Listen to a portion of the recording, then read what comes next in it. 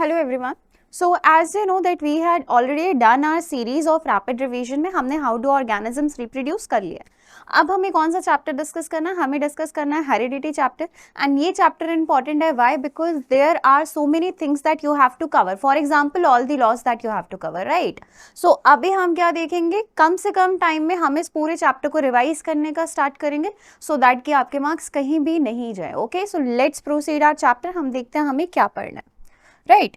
तो देखो बेटा, जब हम बात करते हैं हमारे पास हमारे चैप्टर की, तो सबसे पहले आपके पास जो टर्म आता है वो आता है हेरिडिटी, राइट?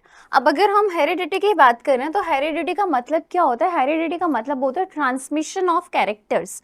अब ये जो कैरेक्टर्स है, बहुत से कैरेक्टर्स हो सकते हैं. फॉर एग्जांपल आपकी हाइट कैसी है, आपके आई का कलर कैसा है, बाकी सारी चीज़ें कैसी हैं. तो इन सारी चीज़ों का जो पासिंग ऑन होता है फ्रॉम पेरेंट्स टू प्रोजेनी, यानी कि एक जनरेशन से दूसरे जनरेशन में जो जा रहा है उसे हम क्या कहते हैं बेटा? हेरिडिटी कहते हैं, राइट? अब अगर हम बात करें तो आपको ये अच्छे से पता होगा कि जो पेरेंट्स और जो प्रोजेनी होता है हमेशा एकदम सेम नहीं होते हैं. There are a degree of differences between them, between the parents as well as the progeny. तो उन डिफरेंसेस को हमने एक टर्म दे दिया बेटा, और उस टर्म का हमारे पास नाम क्या है बच्चा? वेरिएशन नाम है, ठीक है? यानी कि ये हमारे पास क्या होता है? डिफरेंसेस होता है जो कि किसी भी पेरेंट और प्रोजेनी में देखने को मिलता है. Now the question is that की इंपॉर्टेंस क्या है इस वेरिएशन की. तो देखो, सबसे इंपॉर्टेंट चीज जो हमारे पास आता है, किसी भी ऑर्गेनिज्म को अपनी इन्वायरमेंट के अकॉर्डिंग एडजस्ट करने में जो सबसे ज्यादा हेल्प कराता है वो कौन कराता है बेटा? आपका हमारे पास वेरिएशन कराता है, राइट? और जब हम बात करते हैं डिफरेंट काइंड ऑफ वेरिएशंस, हो सकता है कि जैसे जैसे टाइम बढ़े इवोल्यूशन हो. Evolution is basically what? It is a slow and study process, हमेशा होता रहता है, ठीक है? It is a gradual process, और उसके अंदर आपके बॉडी के अंदर नए कैरेक्टरिस्टिक्स आते हैं, ऑर्गेनिजम्स के अंदर नए कैरेक्टरिस्टिक्स आते हैं due to the development of the variation, ठीक है? पिछले जनरेशन से आपके जनरेशन में हमेशा चेंजेस आते रहते हैं. तो वो चीज हमारे पास क्या होता है बेटा? वो हमारे पास आता है वेरिएशन हेरिडिटी के अंदर, राइट? अब देखो, हमें यहाँ पे क्या पता चला कि आपका इन्वायरमेंट चेंज हो सकता है. अब ये इन्वायरमेंट चेंज होने में, आपको उस इन्वायरमेंट के अकॉर्डिंग अडेप्ट कराने में जो ये डिफरेंसेस है ना, ये बेसिकली हेल्प करते हैं, यानी कि वेरिएशन हेल्प करते हैं आपके पास. और एक और चीज देखी गई है, जैसे कि फॉर एग्जांपल मान लो कि हमारे पास दो स्टैक है बैक्टीरिया का. एक बैक्टीरिया हमारे पास जिसके टाइम के साथ उसकी बॉडी के बाहर एक कोई भी कोट नहीं है, कोई भी पॉलीसैकेराइड की कोट नहीं है. वहीं पे दूसरा पाइल है हमारे पास बैक्टीरिया का जिसके बॉडी के बाहर एक कोटिंग आ रखी है. जब हम बात करते हैं बेटा इस कोटिंग की, तो वो बैक्टीरिया जिसके ऊपर ये पॉलीसैकेराइड की कोट पाई गई थी, ये देखा गया कि जैसे जैसे टेम्परेचर अप हो रहा है, देखो ग्लोबल वार्मिंग तो हो ही रहा है, ग्लोबल वार्मिंग से हमारे पास टेम्परेचर भी बढ़ रहा है. तो जैसे जैसे टेम्परेचर अप हुआ with the basically increasing temperature, what happens that वो जो सेकंड बैक्टीरिया ना, उसका सर्वाइवेबिलिटी बढ़ गया, यानी कि एनवायरनमेंट चेंज हुआ, उसके अंदर थोड़ा सा चेंज आया, उस चेंज ने उसे क्या किया? उसके सर्वाइव में हेल्प किया. तो ये चीज बेसिकली क्या होता है? यूजफुलनेस होती है हमारे वेरिएशन की. ओके, आगे देखते हैं बेटा हम लोग. अब देखो, हमारे पास आता है कि ये जो रिप्रोडक्शन हम पढ़ते हैं, यानी कि सेक्सुअल रिप्रोडक्शन पढ़ते हैं, उसके अंदर एक्यूमुलेशन कैसे आता है, राइट? अब देखो, जब हम बात करते हैं, हमें ये अच्छे से पता है कि ये जो प्रोसेस होता है वेरिएशन का, ये पास ऑन होगा किसके थ्रू? हमारे पास क्या चीज पास ऑन हो रही है बेटा? वो हमारे पास पास ऑन हो रही है जीन्स, जो कि एक जनरेशन से दूसरे जनरेशन में जा रही है. और टाइम के साथ जैसे जैसे टाइम बढ़ेगा तो वो वेरिएशंस आर मोर विजिबल, ठीक है? वो हमारे पास ज्यादा विजिबल होंगे. अगर हम बात करें कि अपने इन्वायरमेंट के अकॉर्डिंग अडेप्ट करने के लिए किसी भी स्पीशीज को इवॉल्व होने की जरूरत है, जैसे कि अभी मैंने आपको एग्जांपल बताया बैक्टीरिया का, राइट? वो इवॉल्व हुआ, वो इसलिए सर्वाइव कर पाया बिकॉज उसके पास पॉलीसैकेराइड की लेयर पाई गई थी जो कि वेरिएशन के कारण आई. तो इसलिए हमारे पास क्या है कि ये वेरिएशन के कारण कोई भी जो स्पीशीज है वो बहुत इजीली क्या कर सकते हैं बेटा? आप ये कह सकते हो अपने इन्वायरमेंट के अकॉर्डिंग अडेप्ट कर सकते हैं, और अपने आगे आने वाली जनरेशंस को भी इस पृथ्वी के ऊपर आप ये कह सकते हो उनका स्पीशीज रहेगा. अब अगर हम बात करें कि ये जो वेरिएशंस होते हैं किन तरीकों से आते हैं बेटा, दो तरीकों से आते हैं। एक होता है हमारे पास सेक्सुअल रिप्रोडक्शन और दूसरा आता है हमारे पास जेनेटिक वेरिएशन। अब जब हम सेक्सुअल रिप्रोडक्शन की बात करें तो हमें अच्छे से पता है that there are 2 parents involve, right. अब अगर ये जो 2 पेरेंट्स का इन्वॉल्वमेंट है और हमारे पास क्या होगा बेटा, डीएनए का रेप्लिकेशन होगा। मे बी पॉसिबल कि कहीं ना कहीं पे डीएनए के रेप्लिकेशन में क्या हो बच्चा, कोई ना कोई इनएक्यूरेसी हो जाए, तो उसके कारण क्या होता है, आपके पास वेरिएशन आ जाता है। दूसरा तरीका हमारे पास होता है बेटा जेनेटिक वेरिएशन। जेनेटिक वेरिएशन की जब हम बात करते हैं तो उसके अंदर बेसिकली क्या होता है ना, मान लो हमारे पास जीन है, अब उस जीन के से क्या बनता है बेटा, प्रोटीन बनता है, और वो प्रोटीन क्या बनाता है, आपका कैरेक्टर बनाता है। ये बहुत नॉर्मल सी चीज है, यानी कि आपके पास ये जो जीन की एक्टिविटी होगी, it will form what, it will form protein, and उस प्रोटीन से क्या आएगा बेटा, आपका कैरेक्टर आएगा, राइट। अब इवेंचुअली हुआ क्या कि ये जो प्रोटीन बन रहा है, अगर ये प्रोटीन बनाने वाला एंजाइम ना हो तो उस कंडीशन में भी क्या हो सकती है, वेरिएशन आ सकते हैं। So these are the 2 possible ways जिसके थ्रू हमारे पास क्या होता है बेटा, वेरिएशन होता है। Now a term comes and that term is traits. ये ट्रेट्स क्या होता है, ट्रेट्स की जब हम बात करते हैं तो किसी भी इंडिविजुअल के जो एक स्पेसिफिक कैरेक्टरिस्टिक होता है उसे हम क्या कहते हैं बेटा, ट्रेट कहते हैं, ठीक है। अब ये हमारे पास जीन्स के थ्रू क्या होता है, डिटरमाइंड होता है, पहली चीज जो आपको ध्यान देनी है। दूसरा, ये हमारे पास जीन्स के साथ साथ आस पास का जो एनवायरमेंटल इन्फ्लुएंस होता है ना, उसके ऊपर भी डिपेंड करता है, राइट। और ये हमारे पास क्वालिटेटिव हो सकता है, जैसे आईज का कलर हो सकता है, और वो आपके पास क्वांटिटेटिव भी हो सकता है, जैसे कि हाइट और ब्लड प्रेशर वगैरह, ये सारी चीजें भी देखने को मिलते हैं। ट्रेट को बेसिकली हम 2 पार्ट्स में डिवाइड करते हैं, एक होता है बेटा एक्वायर्ड ट्रेट, दूसरा होता है इनहेरिटेड ट्रेट। एक्वायर्ड ट्रेट जो आपने इस लाइफ टाइम पीरियड में क्या किया है, आपने उसे अपनाया है। For example, if you know swimming, right, so this is basically acquired by you during this time period, okay. जरूरी नहीं है कि वो आपके जो आगे आने वाले जनरेशन है उसमें पास ऑन ही हो। कोई भी ट्रेट आपके पास पास ऑन तब होगा, यानी कि इनहेरिटेड तब होगा जब वो किसके अंदर पाया जाएगा बेटा, गैमेट्स के अंदर पाया जाएगा। यानी कि इनहेरिटेड ट्रेट्स आपके पास वो ट्रेट्स होते हैं जो कि गैमेट्स के अंदर देखने को मिलते हैं। और अगर हम बात करें कि ये ट्रेट एक आपके पास गैमेट्स में, तो ये एक जनरेशन से दूसरे जनरेशन में जा रहे हैं, that is why they are known as inherited trait. इन दोनों के बीच में हम थोड़ा सा डिफरेंस देख लेते हैं। एक्वायर्ड ट्रेट की बात करें, आपकी बॉडी के अंदर कोई भी चेंज है, आपके फिनोटाइप के अंदर कोई भी चेंज है, ठीक है, तो ये आपके पास क्या कहते हैं होता है, तो वो एक्वायर्ड होता है। एनवायरमेंटल कंडीशन के कारण हो सकता है, एनवायरमेंट के कारण हो सकता है, और एक जनरेशन से दूसरे जनरेशन में ये नहीं देखने को मिलता है। जब हम बात करते हैं बेटा, एक और बात सबसे इंपॉर्टेंट चीज जो आपको याद रखना है, एक जनरेशन से दूसरे जनरेशन में नहीं जा रहा है, ठीक है। और अगर हम बात करें, सिंस ये हमारे पास पास ऑन नहीं हो रहा है, तो क्या इसके अंदर जीन्स के फॉर्मेशन की जरूरत है, नहीं, ठीक है, इसके अंदर जीन्स की जरूरत नहीं पड़ती है। ज्यादातर ये एनवायरमेंट के इन्फ्लुएंस से टेक प्लेस करता है, और ये हमारे पास जब एक जनरेशन से दूसरे जनरेशन में नहीं जा रहा है तो फिर ये इवोल्यूशन में भी पार्टिसिपेट नहीं करेगा, राइट। तो ये चीज हमारे पास हो गया। इसका सबसे अच्छा एग्जाम्पल आपके पास क्या है बेटा, मसल्स है, ओके।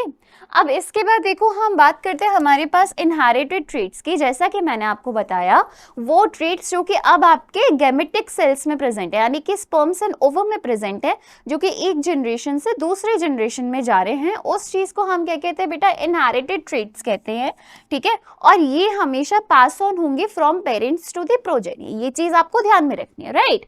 इसके बाद अगर हम बात करें कि इनके अंदर सिंस पास ऑन हो रहे हैं, पासिंग के लिए क्या चाहिए, जीन्स चाहिए, ठीक है, तो जीन्स में प्रेजेंट होंगे। एनवायरमेंट के ऊपर ये डिपेंड नहीं करेंगे, they only depend upon the influence of the genes, ठीक है।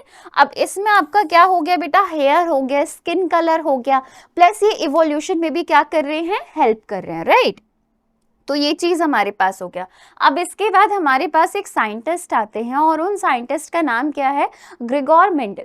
ग्रेगोर मेंडल की अगर हम बात करें तो ये बेसिकली हमारे पास वो साइंटिस्ट थे जिन्होंने बेसिकली सोचा, ठीक है, हमारे पास एक जनरेशन से दूसरे जनरेशन में चीजें जा तो रही है, बट किसके कारण जा रही है, कैसे जा रही है। तो 1865 में ग्रेगोर मेंडल ने बेसिकली क्या किया था, अपने घर के पीछे, आप ये कह सकते हो basically he was a father in a church, तो उन्होंने अपनी चर्च के पीछे एक पूरा उन्होंने बना रखा था गार्डन टाइप का, और उन्होंने उसी के अंदर किसके ऊपर स्टडी किया था बेटा, पाइसम सताइवम के ऊपर, सताइवा यू कैन से, ठीक है। अब ये आपके पास साइंटिफिक नेम किसका है, ये आपके पास scientific P for Pisum, P for peas, यानी कि जो आप मटर खाते हो ना घर पे, हरी हरी मटर, तो उसके ऊपर इन्होंने क्या किया था, स्टडी किया था। अब ये अगर हम बात करें, उन्होंने ये बोला कि कहीं ना कहीं सेक्सुअल रिप्रोडक्शन में दो पेरेंट्स इन्वॉल्व है, तो दोनों पेरेंट्स के पास से कुछ ऐसे पार्टिकल्स आते हैं जो कि उनके ऑफस्प्रिंग के अंदर देखने को मिलते हैं। अब उस टाइम पे उन्हें पता नहीं था कि जीन्स क्या होता है, सिंस ये तो हमेशा होता ही है कि बायो में उन्हीं टीचर्स को बाद में बताया जाता है, उन्हीं साइंटिस्ट को जो उनकी डेथ हो चुके होते हैं और उनके वर्क को काफी टाइम पीरियड के बाद रिकॉग्निशन मिला। अब the question which is asked in your boards, तो वो हमारे पास ये पूछा जाता है कि उन्होंने सिर्फ और सिर्फ पिसम सताइवा को ही क्यों चूज किया, यानी कि उन्होंने पी को ही क्यों चूज किया। So there are some of the points that you have to write in your answer. First of all, as you can say कि यहाँ पे उन्होंने क्या किए थे, कुछ कैरेक्टर्स को स्टडी किया था। अब ये जो कैरेक्टर्स थे ये हमारे पास कॉन्ट्रास्टिंग ट्रेट्स थे, जैसे कि आप बचपन में ऑपोजिट पढ़ते थे ना, तो वैसे ही हमारे पास क्या है बेटा, कॉन्ट्रास्टिंग ट्रेट है। फॉर एग्जाम्पल, अगर किसी स्टेम की हाइट बहुत टॉल है तो दूसरे जो स्टेम है उसकी हाइट कैसी होगी, शॉर्ट होगी। अगर कोई स्टेम है उसके ऊपर जो फ्लावर है वो हमारे पास कैसे आ रहा है बेटा, एक्सियल पोजीशन में आ रहा है, तो हमारे पास जो दूसरा प्लांट है उसको उन्होंने चूज किया जिसके टर्मिनल यानी कि एकदम एंड पे प्रेजेंट है। इसके बाद उन्होंने सीड कलर को चूज किया, सीड शेप को चूज किया। So there are basically 7 contrasting traits जिनको उन्होंने सबसे ज्यादा क्या किया था, स्टडी किया था। एक पॉइंट तो हमारे पास ये हो गया। देखो, जो पी होता है उसका जो लाइफ स्पैन होता है, जो लाइफ साइकिल होता है वो बहुत छोटा होता है, तो उनके एक जनरेशन, दूसरे जनरेशन, तीसरे जनरेशन स्टडी करना बहुत ज्यादा इजी हो जाता है। ये क्या होता है बेटा, आपके पास सेल्फ पॉलिनेशन भी बहुत इजी होता है और क्रॉस पॉलिनेशन करना भी बहुत इजी होता है। हमारे पास जो फ्लावर्स होते हैं वो बेसिकली कैसे होते हैं, बाइसेक्सुअल होते हैं, और उनके अंदर ये जो कॉन्ट्रास्टिंग ट्रेट्स हैं इनको रिकॉग्नाइज करना भी बहुत इजी था, इसलिए उन्होंने क्या चूज किया बेटा, पिसम सताइवम को चूज किया। अब before discussing we must know some of the terms, जैसे कि आपके पास क्या आता है बेटा, एलेल आता है। एलेल आपने सुना ही होगा, है ना। तो अब ये देखो बेटा, ये हमारे पास क्या है, हमारा सेल है। सेल के अंदर क्या है, न्यूक्लियस है। न्यूक्लियस के अंदर क्या है, क्रोमैटिन थ्रेड है। अब ये देखा गया है कि जब भी हमारे पास हमारा सेल क्या होगा बेटा, आपका सेल जब कंडेंसेशन में जाएगा यानी कि सेल डिवीजन में जाएगा, तो ये क्रोमैटिन थ्रेड्स क्या होंगी, कंडेंस्ड होगी and they will form a structure which is known as X shape body, chromosome. अब ये क्रोमोसोम में यहाँ पे मैंने क्या लिखा हुआ बेटा, होमोलॉगस। होमो का मतलब क्या होता है, सेम, यानी कि locus basically the location which is present on the chromosome. यानी कि हमारे पास देखो क्या है, पेरेंट एक फादर है, एक मदर है, ठीक है। तो एक जो क्रोमोसोम, फॉर एग्जांपल अगर आपने आई का माना, तो आई का एक जो क्रोमोसोम है वो फादर से आएगा, दूसरा जो क्रोमोसोम है वो मदर से आएगा, है ना। तो ये हमारे पास क्या होंगे, होमोलोगस क्रोमोसोम होंगे। अब जहां पे भी ये पाए जाएंगे, क्रोमोसोम के जिस भी पोजीशन पे पाए जाएंगे, ठीक है, वो हमारे पास क्या कहलाएगा बेटा, होमोलॉगस क्रोमोसोम कहलाएगा। जब वो एक ट्रेट के लिए क्या कर रहे हैं, सेम ट्रेट के लिए कॉपी कर रहे हैं, पहली बात सेम ट्रेट को कैरी कर रहे हैं, दूसरा सेम लोकेशन पे कैरी कर रहे हैं, सेम जीन को ये क्या कर रहे हैं, आपस में देख रहे हैं। सेम यहाँ पे क्या है, आपका कीवर्ड है। अब एक बात देखो बेटा, जीन तो मैंने आपको यहाँ पे बता दिया, ये जो पूरा आपके पास है ना, ये पूरा आपके पास क्या है बेटा, जीन है, ठीक है। अगर हम बात करें, ये जो पूरा आपके पास है ये क्या है, जीन है, और इसका जो हाफ पार्ट है ना वो आपके पास क्या बनेगा बेटा, एलिल बनेगा। जैसे कि यहाँ पे देखिए, ये वाला जो पार्ट है आपके पास एक एलिल है और ये दूसरा एलिल है। यानी कि आप ये कह सकते हो कि हमारे पास जो जीन होता है, क्रोमोसोम, क्रोमोसोम में क्या पाया जा रहा है, जीन पाया जा रहा है, ठीक है। अभी हम जीन को भी डिस्कस करेंगे। जीन बेसिकली क्या होता है आपको पता है, क्रोमोसोम किसका बना है, डीएनए का बना हुआ है। अब डीएनए का एक पार्ट, डीएनए का एक सेगमेंट, उसे हम क्या कहते हैं बेटा, जीन कहते हैं, ठीक है। और ये जो जीन होता है ये बेसिकली क्या करता है, डिफरेंट वर्जन कैरी आउट करता है। जैसे कि अभी हमने देखा कंट्रास्टिंग ट्रेट में, अगर स्टेम की हाइट हमारे पास टॉल है तो वो टॉल वाले जीन को कैरी करेगा, वहीं पे दूसरा पेरेंट जो हमने लिया था वो तो शॉर्ट वाले जीन को कैरी आउट किया था, ठीक है। तो ये जो डिफरेंट वर्जन्स होते हैं ना, ये डिफरेंट वर्जन्स क्या बनाते हैं बेटा, एलेल बनाते हैं। डेफिनेशन की बात करें तो ये जो एलेल होते हैं बेसिकली क्या होते हैं, सेम जीन के डिफरेंट पार्ट्स होते हैं, ठीक है। ये चीज आपको ध्यान में रखना है। सेम पार्ट ऑफ क्रोमोसोम में देखने को मिलते हैं, और जीन्स जो होती है बेटा वो हमारे पास वो इंफॉर्मेशन होती है जो कि प्रोटीन्स को बनाने में हेल्प करते हो, और ये जो एलिल होता है ये उसी का है डिफरेंट वर्जन बनाता है, जो कि क्या लेके आता है बेटा, वेरिएशन लेके आता है। जैसे कि आपने देखा था आई कलर हमारे पास डिफरेंट डिफरेंट था ना, किसी का ब्राउन होता है, किसी का ब्लैक होता है, किसी का ब्लू आई कलर होता है, राइट। तो ये जो आई कलर्स हैं ये भी किसके कारण आए, ये आए आपके वेरिएशन इन द जीन्स, और ये जीन्स के अंदर वेरिएशन कहाँ से आया बेटा, एलिल से आए। तो इस चीज को आपको क्या करना है, ध्यान में रखना है। अब यहाँ पे देखो, जैसा कि मैंने आपको बोला था ना कि जीन का एक पार्ट होता है, so this is the DNA. Basically gene का एक पार्ट हमारे पास डीएनए का एक पार्ट हमारे पास क्या हुआ बेटा, जीन कहलाया। वही जीन आपके पास पाया जाता है बेटा, आपके पास पाया जाता है दो एलिल्स के कॉम्बिनेशन में, यानी कि एलिल हमेशा किस में ऑकर होंगे बेटा, पेयर में ऑकर होंगे। जीन तो एक ही कहलाएगा ना, जब दो जीन्स आपके पास कभी भी पेयर में ऑकर नहीं होते। चलो ये चीज हमें पता चल गई। दूसरी चीज, जीन क्या होता है, एक पोर्शन है डीएनए का, ये चीज भी हमने देख लिया। और अगर हम बात करें एलिल, तो एलिल हमारे पास क्या है, किसी भी जीन का एक स्पेसिफिक फॉर्म है, राइट। जीन्स जो होते हैं वो एक्सप्रेशन ऑफ ट्रेट्स में हेल्प करते हैं, while allele help in the variation, यानी कि जो पॉसिबल वेरिएशन हो सकती है जिसके कारण जो ट्रेट है अपने आप को एक्सप्रेस कर रहा है, उस चीज को कौन लेके आया बेटा, आपका एलिल लेके आया। फॉर एग्जाम्पल जब हम बात करते हैं जीन की, eye colour, hair line shape हो गया, बल्कि आपने देखा होगा हेयर लाइन शेप में भी किसी का यू होता है, किसी का वी हेयर लाइन होता है, वो भी तो एक वेरिएशन हो गया ना हेयर लाइन का। Blue and brown I colour हो गया, ब्लॉन्ड हेयर हो गया, वो सारे क्या है, वेरिएशन है हेयर के, है ना। तो वो किसके कारण होगा बेटा, वो हमारे पास होगा एलिल के कारण। अब यहाँ पे हमारे पास क्या है बेटा, कुछ टर्मिनोलॉजीज हैं। इन टर्मिनोलॉजीज को हम थोड़ा देख लेते हैं, बिकॉज ये एज इट इज कभी कभी आपके उसमें पूछ लिया जाता है एक एक मार्क्स के क्वेश्चन में। सो लेट्स सी, सबसे पहले हमारे पास क्या है बेटा, एलिल है। एलिल की जब हम बात करें तो हमारे पास दो या दो से ज्यादा जो वर्जन्स दिए जाते हैं जीन के, वो हमारे पास होते हैं एलिल। डोमिनेंट एलिल की अगर हम बात करें तो वो एलिल जो कि phenotype, P for phenotype, P for physical appearance, यानी किसी भी ऑर्गेनिज्म का जो फिजिकल अपीयरेंस है उसे क्या करेगा, उसे दिखाएगा, ठीक है। F1 जनरेशन की बात करें, जब हम क्रॉस करेंगे ना, तो जो फर्स्ट जनरेशन अपीयरेंस होगा ऑफस्प्रिंग का, उसे हम क्या कहते हैं बेटा, F1 जनरेशन या फीलियल जनरेशन कहते हैं।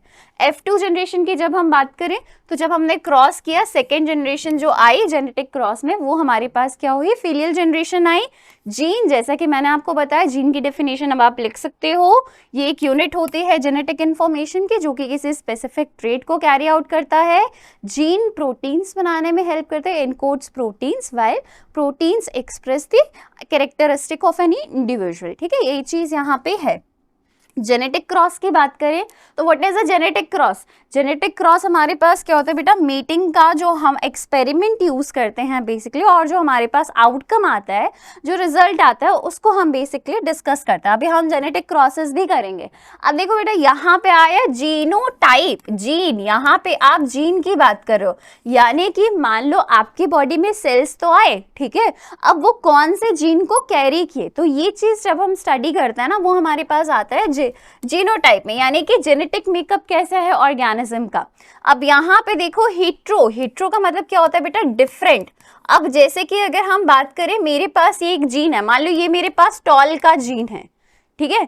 अब ये टॉल का, क्योंकि देखो ये मेरे पास एक एलिल हो गया, ये मेरे पास दूसरा एलिल हो गया, है ना। अब ये मेरे पास दोनों मिलके क्या बनाया बेटा, एक जीन बनाया है, राइट। तो ये मेरे पास क्या हो गया, टॉल का एक हेट्रोजाइगस जीन हो गया, जिसके अंदर ये वाला एलिल और ये वाला एलिल क्या है बेटा, दोनों एक दूसरे के डिफरेंट है। होमोजाइगस की बात कर रहे हैं तो आपके पास ये एक जीन है, और उस जीन के अंदर जो दोनों एलिल्स है वो कैसे होंगे, एक जैसे होंगे, सेम होंगे, तो वो हमारे पास क्या होगा बेटा, होमोजाइगस होगा। पी की जनरेशन की बात करें, सो द पेरेंट जनरेशन है ना, genetic cross is basically P generation. Phenotype, phenotype की अगर हम बात करें और फिजिकल अपीयरेंस की अगर हम बात करें तो जो एक ऑब्जर्वेबल आप ये कह सकते हो कैरेक्टरिस्टिक होता है किसी भी इंडिविजुअल में, वो हमारे पास क्या कहलाता है बेटा, फिनोटाइप कहलाता है। रेसेसिव एलील की अगर हम बात करें तो what is a recessive allele, recessive allele की बात करते हैं तो मान लो अब मेरे पास एक जेनेटिक क्रॉस है, जेनेटिक क्रॉस में फर्स्ट जनरेशन है, अब वो एलील या वो ट्रेट जो कि अपने आप को शो नहीं कर पा रहा, जो बेचारा दब्बू सा बैठ गया है, वो हमारे पास क्या है बेटा, रेसेसिव एलील है। ठीक है, क्यों? बिकॉज वहां पे अपने आप को शो करने के लिए क्या प्रेजेंट है, डोमिनेंट एलील प्रेजेंट है। ट्रेट की अगर हम बात करें तो ट्रेट हमारे पास क्या होता है, किसी भी ऑर्गेनिज्म का एक फीचर हो सकता है, जैसे कि हाइट हो गया, ठीक है, इसके बाद आपके पास फ्लावर का कलर हो गया, स्ट्रक्चर हो गया, ये सारे चीजें।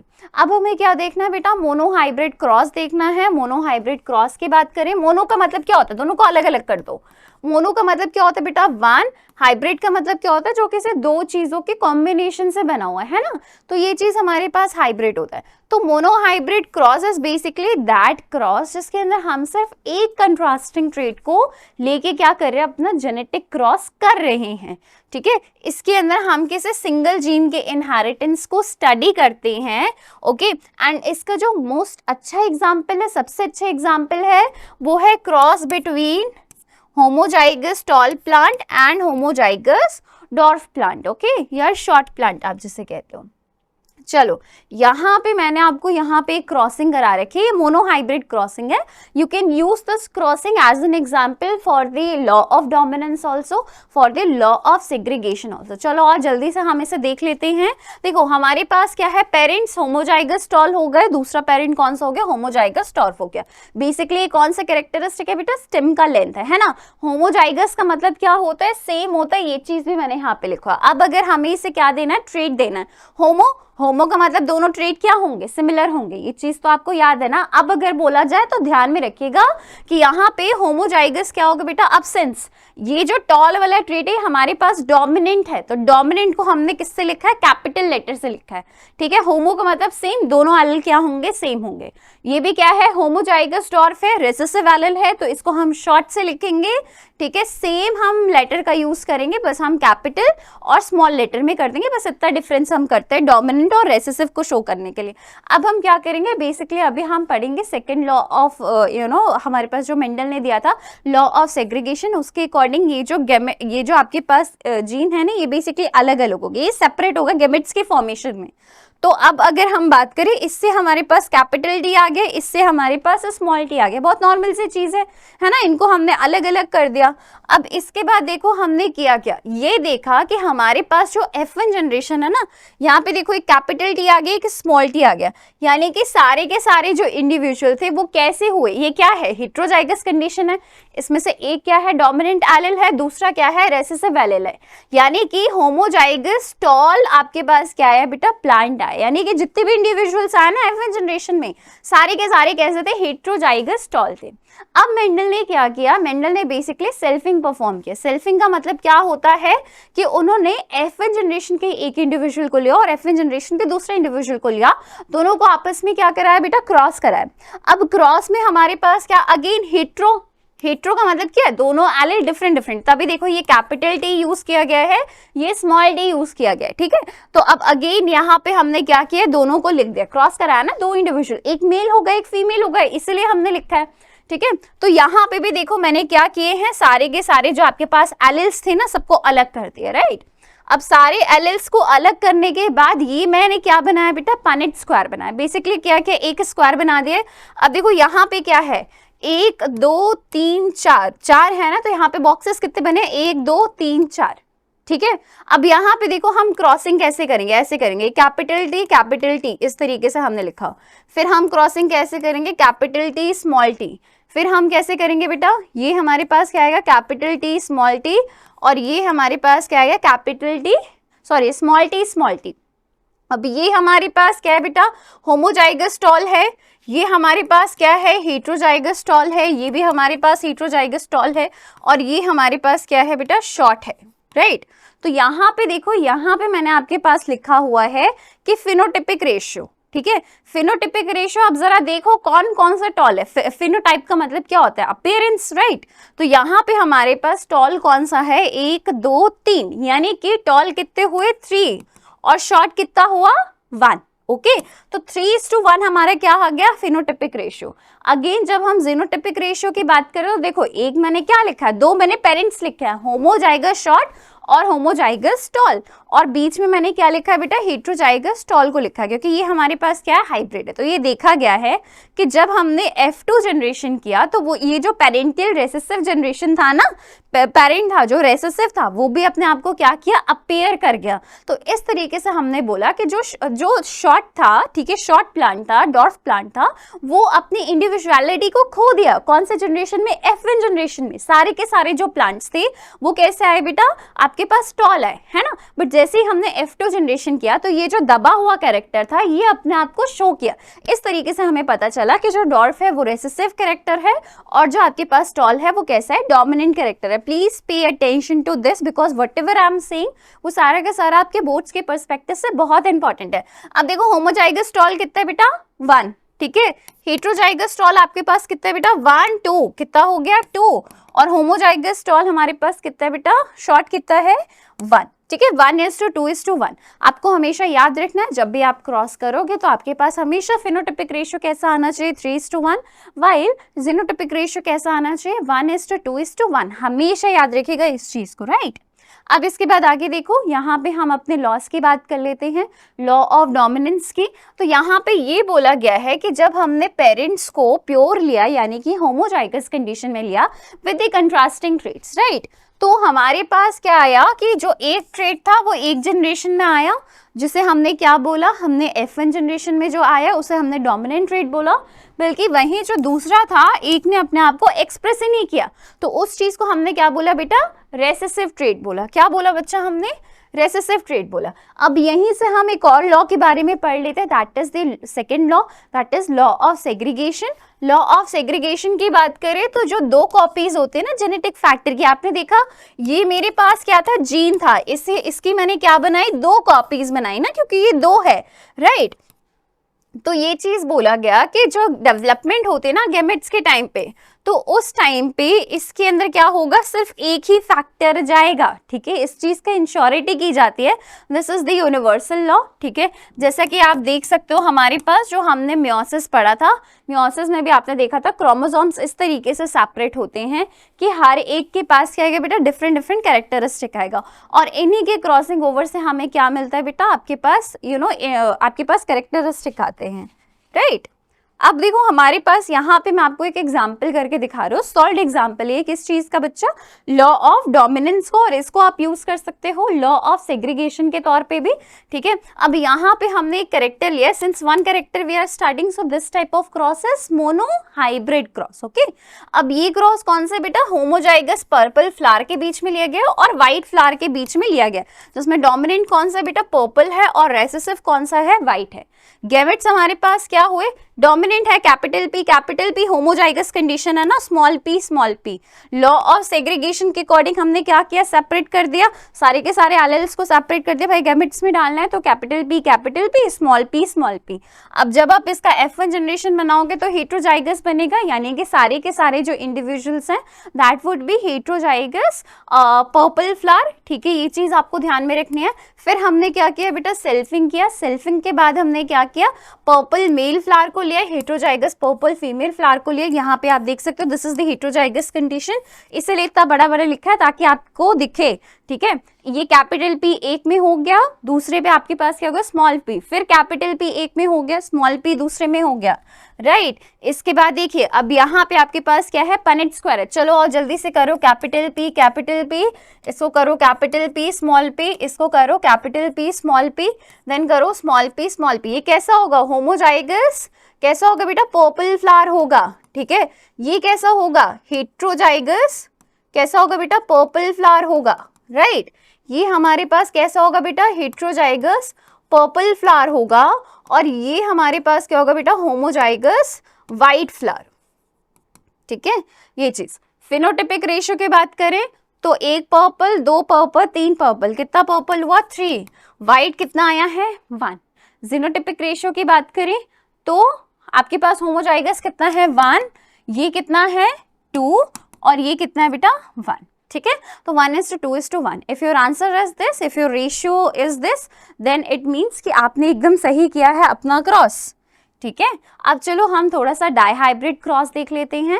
डाई हाइब्रिड क्रॉस बेसिकली क्या होता है बेटा, देखो डाई और हाइब्रिड को अलग कर दो. जैसे मोनो का मतलब एक था, डाई का मतलब क्या होता है बच्चा, दो होता है, और हाइब्रिड का अगेन मतलब क्या है, जब हमने दो इंडिविजुअल्स को आपस में मिला दिया, उसके बीच में जो भी हमें मिल रहा है वो क्या है बेटा, हाइब्रिड है, हाइब्रिड कंडीशन है. तो क्रॉस जिसके अंदर हम दो आइडेंटिकल ट्रेट्स को क्या करते हैं, आपस में स्टडी करते हैं, वो हमारे पास क्या होता है बेटा, डाई हाइब्रिड क्रॉस होता है. अब इस क्रॉस को समझने के लिए हमारे पास एक लॉ आया था, या इस क्रॉस को करने के बाद जो मेंडल थे उन्होंने एक बहुत इंपॉर्टेंट लॉ निकाला, और वो लॉ का नाम क्या था बेटा, this is the third law. ठीक है, ये हमारे पास है लॉ ऑफ इंडिपेंडेंट असॉर्टमेंट. अब according to the law of independent assortment, जो ट्रेट्स होते हैं ना वो अपने आप को इनहेरिट करते इंडिपेंडेंटली. फॉर एग्जाम्पल यहाँ पे फादर को देखो, फादर के आप देख रहे हो हेयर कैसे हैं बेटा, कर्ली हैं. जो मदर है, मदर के हेयर कैसे है बच्चा, आपके पास सॉफ्ट है, सिल्की हैं, स्मूथ हैं, लंबे हैं. ठीक है, और स्ट्रेट हैं. मदर के पास क्या है बेटा, फ्रेकल्स हैं. अब यहाँ पे आप बच्चे को देखो, बच्चे के अंदर क्या है बेटा, एक ट्रेट मदर का पाया गया है, एक ट्रेट फादर का पाया गया है, राइट. यानी कि फ्रेकल्स जैसे किससे मिली है, मदर से, और जो हेयर कर्ली है वो किससे मिले हैं, फादर से मिले. यानी कि ये जो ट्रेट्स हैं ये क्या हुए, जब गैमेट का फॉर्मेशन हुआ ना तो ये सबके सब अलग हो गए, और फिर ये कैसे कंबाइन किए हैं वो चीज बताई गई है. ये अपने आप को जो इनहेरिट करेंगे ना वो इंडिपेंडेंटली करेंगे. तो इसी चीज को बताया गया है लॉ ऑफ इंडिपेंडेंट असॉर्टमेंट में. और इस चीज को समझने के लिए या डाई हाइब्रिड को करने के लिए हम डाई हाइब्रिड क्रॉस करते हैं. ठीक है, अब अगर आपसे पेपर में पूछा जाए तो आपको आपके पास एक क्रॉस है. वैसे बहुत कम होता है कि क्लास 10th में पूछा जाता है, बट स्टिल यू कैन पढ़ना तो है ही आपको. ओके, अब देखो इसमें हमारे पास क्या है, ये एक पेरेंट है, ये दूसरा पेरेंट है. कैरेक्टर कौन सा लिया है, सीड का कलर और सीड का शेप. अब ये देखा गया कि हमारे पास जो डोमिनेंट कैरेक्टर है वो कौन सा है बेटा, राउंड और येलो है. ठीक है, और यहीं पे जो रेसेसिव है वो कौन सा कैरेक्टर है बेटा, आपके पास रिंकल्ड और ग्रीन है. गैमेट्स बनाइए. राउंड क्या है, डोमिनेंट है, कैपिटल आर. उसके ऑपोजिट में हम एक कैरेक्टर को लेके पहले चल रहे हैं ना, तो ये हमारे पास राउंड और रिंकल्ड क्या है, सीड का शेप है. ठीक है, तो इसीलिए हमने रिंकल्ड को क्या रखा है बेटा, स्मॉल आर रखा है. वाइल जो येलो है हमारे पास और ग्रीन क्या है, सीड का कलर है, एक है ना. तो उसमें हमने येलो को किससे आपके पास डिनोट किया, कैपिटल वाई से Y, because that is the dominant character. Okay, और ये हमारे पास क्या बेटा, रेसेसिव कैरेक्टर. तो गैमेट्स यहाँ पे देखिए, फर्स्ट कैरेक्टर आपके पास ये रहा. ठीक है, सेकेंड कैरेक्टर आपके पास ये रहा. यानी कि डोमिनेंट को हमने एक साथ रख दिया, रेसेसिव को हमने एक साथ रख दिया, कैपिटल आर, कैपिटल वाई क्योंकि ये डोमिनेंट को शो कर रहा है, और स्मॉल आर और स्मॉल वाई क्योंकि ये रेसेसिव कैरेक्टर को शो कर रहा है. Homozygous recessive trait and homozygous dominant trait. ठीक है, तो ये चीज हमारे पास है. अब आगे देखो बेटा, हमने गैमेट्स लिया, कैसा आया आपके पास, यहाँ से तो आर और वाई ही मिलेगा, यहाँ से भी आर और वाई मिलेंगे according to the law of segregation. ठीक है, दो हम कैरेक्टर्स को साथ में लेके चल रहे हैं ना. तो अब आप क्या करो बेटा, यहाँ पे देखो एक आर ये वाला हो गया, एक आर ये वाला हो गया, फिर एक वाई ये वाला हो गया, एक वाई ये वाला हो गया. ये किस चीज को शो कर रहा है बेटा, सीड के शेप को शो कर रहा है. वाइल ये जो वाई है ये आपके पास क्या बता रहा है बेटा, सीड के कलर को बता रहे हैं. यानी कि ये जो हेट्रोजाइगस कंडीशन है ना, ये हेट्रोजाइगस कंडीशन में हमें दोनों पेरेंट्स यहाँ पे मिल रहे हैं, है ना. और एक चीज आपको और याद रखनी है, क्या याद रखनी है कि जितने भी इंडिविजुअल्स होंगे वो अब कैसे अपेयर होंगे, हेट्रोजाइगस कंडीशन में कौन से अपेयर होता है बेटा, F1 जनरेशन. हमेशा याद रखना, MCQ में पूछा गया है कि F1 जनरेशन में जो भी आपके पास इंडिविजुअल्स होते हैं हमेशा राउंड और येलो सीड्स के होते हैं, है ना. ठीक है, डोमिनेंट कैरेक्टर को शो करेंगे, हमेशा याद रखिएगा. अब हमने क्या किया, सेल्फिंग किया. सेल्फिंग की जब हम बात करें हमने क्या लिया, आर और वाई. ये आप देख सकते हो अपने स्क्रीन में. हमने क्या किया बेटा, देखो एक आर एक वाई को साथ में ले लिया. ठीक है, फिर स्मॉल आर और स्मॉल वाई को इधर से हमने क्या किया, कैपिटल वाई को हमने साथ में ले लिया. आप किसी भी एक को देख लो, जैसे यहाँ पे वाई को मैंने कांस्टेंट रख के आर को चेंज कर दिया, यहाँ पे स्मॉल y को कांस्टेंट रख के दोनों r को चेंज कर दिया, ठीक है। मतलब हमारे पास जो दो कैरेक्टर्स होंगे पेरेंट्स वाले रहेंगे, कौन से, एक आपके पास कैपिटल R कैपिटल Y रहेगा, दूसरा आपके पास स्मॉल r और स्मॉल y रहेगा, ठीक है। वहीं पे हाइब्रिड की जब हम बात करें तो हाइब्रिड में आप क्या करो, दोनों को रेसिप्रोकल कर दो। जैसे कि हमारे पास क्या था, रिंकल्ड ग्रीन था ना, आप रिंकल्ड येलो कर दो, ठीक है। एक हमारे पास कौन सा कैरेक्टर हो गया बेटा, एक आपके पास कैरेक्टरिस्टिक हो गया आपका डोमिनेंट वाला, एक कर दो आप रेसेसिव, दोनों को आपस में रेसिप्रोकल कर दो। जैसे कि इसमें हमारे पास क्या आ गया, आपके पास आर वाई आ गया, स्मॉल आर वाई आ गया, और इसमें आपके पास राउंड ग्रीन आ गया, ये भी आपके पास क्या हो गया, हाइब्रिड कंडीशन होगी, ठीक है, ये चीज। अब जैसे कि देखो ये R और ये Y तो एक रहेगा ही, फिर इस R को जोड़ दो कौन से Y के साथ, इस Y के साथ, तो ये हाइब्रिड कंडीशन हो जाएगी, ठीक। अब इस R को आप मानो किसके साथ जोड़ोगे बेटा, कैपिटल Y के साथ जोड़ दोगे, और इस R को आप किसके साथ जोड़ोगे, Y के साथ जोड़ दोगे, बस इतना काम करना है, ठीक है। ये चार यहाँ पे क्या बनेंगे बेटा, गैमेट्स बनेंगे, चार एक फ्लावर के बनेंगे, चार एक फ्लावर के बनेंगे। सो this is basically a Punnett square of basically 4 4s, ठीक है। हमारे पास ये पूरे टोटल 16 बनेंगे, राइट। अब यहाँ पे आप देख सकते हो कि आपके पास चार कैटेगरीज आई, दो कैटेगरीज कौन सी है, पेरेंट वाली, यानी कि राउंड येलो जो हम लेके चले थे, और रिंकल्ड ग्रीन जो हम लेके चले थे स्टार्टिंग में, और दो हमारे पास कौन से बेटा, राउंड ग्रीन और रिंकल्ड येलो हमारे पास कौन से बच्चा, हाइब्रिड है, ठीक है, जो हमने रेसिप्रोकल किया था। तो आप इसका जब भी आंसर निकालोगे वो कितना आएगा, 9:3:3:1, ये हमारे पास देखने को मिलता है। बस हमने क्या किया है, आर वाई यहाँ पे लिख दिया है, आप चाहो तो इसको कर लो कैपिटल आर, यहाँ पे आप देख सकते हो स्मॉल वाई, बस इसी तरीके से हमने क्या करना है, जो पहले हमने किया था ना उसी को हमें करना है, ठीक है, ये चीज हमारे पास है। So this is the dihybrid cross. अब हमारे पास आता है बेटा क्रोमोसोम्स। क्रोमोसोम्स की जब हम बात करते हैं तो क्रोमोसोम्स हमारे पास ग्रीक वर्ड से लिया गया है क्रोमा, जिसका मतलब होता है कलर, और सोम्स का मतलब होता है बॉडी, ठीक है। क्रोमोसोम्स आपके पास दो टाइप के होते हैं, एक होते हैं सोमैटिक क्रोमोसोम जिसे हम ऑटोसोम्स भी कहते हैं, दूसरे हमारे पास होता है बेटा सेक्स क्रोमोसोम। अगर बात करें आपकी बॉडी में टोटल 23 पेयर ऑफ क्रोमोसोम्स है, जिसमें से 22 कितने होते हैं बेटा, ऑटोसोम्स होते हैं, वाइल एक पेयर आपके पास क्या होता है बेटा, सेक्स क्रोमोसोम होता है। ऑटोसोम्स आपकी बॉडी के जितने भी फीचर्स होंगे, जैसे आई, स्किन कलर, इन सबको रिप्रेजेंट करता है, ठीक है।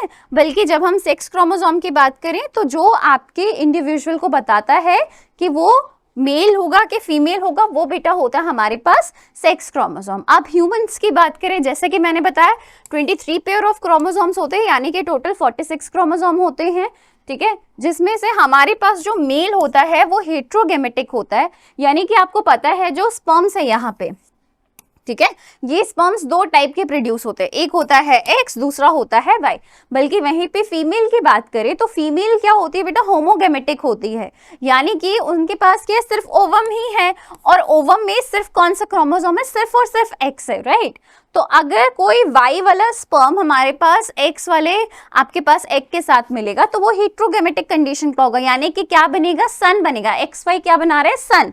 और यहीं पे X containing sperm if it meets with the X containing ovum it will make a homogametic condition which will lead to the formation of daughter, that is XX condition. अब इसको आप चार्ट के रूप में कैसे दिखाओगे, बिकॉज पेपर में तो हमें ये बनाना है। तो देखो बहुत सिंपल सा है, ऊपर आप लिखोगे पेरेंट्स, पेरेंट्स में आपने लिखा फादर और मदर, ये पूरी कहानी लिखनी है आपको, ठीक है। इसके बाद ये आपको चार्ट भी बनाना है, ये आपने स्पर्म शो कर दिया, एक स्पर्म में एक्स है और एक स्पर्म में वाई है, यानी कि फादर के अंदर जो स्पर्म्स बन रहे हैं वो दो टाइप के बन रहे हैं, हाफ उसके अंदर वाई क्रोमोसोम होंगे, हाफ उनके अंदर एक्स क्रोमोसोम होंगे, ठीक है। और मदर के पास तो एक ही टाइप का ओवम बन रहा है, एक ही टाइप के क्रोमोसोम्स उसके अंदर कौन से बेटा, एक्स है, ठीक है। तो अगर एक्स वाला स्पर्म आपके पास किसके साथ मीट करेगा, तो आपके पास ओवम के साथ, तो वो XX बनाएगा which will lead to the formation of daughter, while जो Y वाला sperm है जब वो X के साथ मीट करेगा it will lead to a heterogametic condition which will lead to the formation of son। तो इस तरीके से हमारे पास क्या होता है बेटा, सेक्स डिटर्मिनेशन होता है ह्यूमंस के अंदर, okay. And with this we are done with our chapter. हमारे ये जो पूरा चैप्टर था ना, इसका जो पूरा जिस था वो हो चुका है। अगर आपको स्पीड कम लगे आप स्पीड बढ़ा सकते हो, but with this we are done and thank you for watching the audio file.